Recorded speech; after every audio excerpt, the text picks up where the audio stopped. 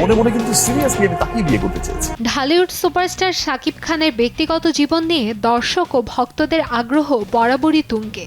বিশেষ করে প্রেম ও বিয়ে নিয়ে নানা সময়ে আলোচনা সমালোচনা হলেও নিজের প্রেমের গল্প খুব একটা বলতে দেখা যায়নি তাকে। তবে এবার প্রথমবারের মতো এক সাক্ষাৎকারে জীবনের অপূর্ণ এক ভালোবাসার গল্প শেয়ার করলেন এই অভিনেতা।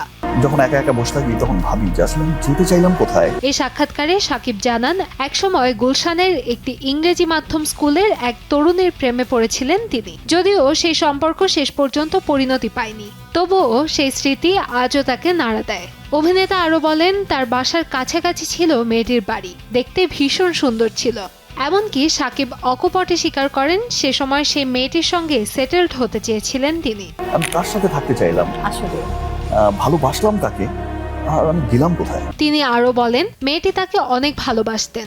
অনুষ্ঠানে উপস্থাপিকা পূর্ণিমা জানতে চান সে মানুষটিকে এখনো মিস করেন কিনা এবং সম্পর্কটি ভেঙে যাওয়ার পর তার কোনো আক্ষেপ আছে কিনা।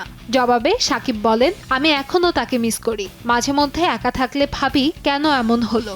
যখন ভালোবাসা অনেক গভীর হয় তখন হয়তো এমন কিছু ঘটে। এরপর তাকে প্রশ্ন করা হয় সেই তরুণী যদি আবার তার জীবনে ফিরে আসে তাহলে তাকে গ্রহণ করবেন কিনা। উত্তরে শাকিব খান বলেন, সে অনেক ভালো কিছু ডিজার্ভ করে, আমি চাই সে অনেক ভালো থাকুক। দীর্ঘদিন পর ব্যক্তিগত জীবনের এমন আবেগঘন এক অধ্যায় প্রকাশ্যে আনায় ভক্তদের মধ্যেও নতুন করে কৌতূহল তৈরি হয়েছে।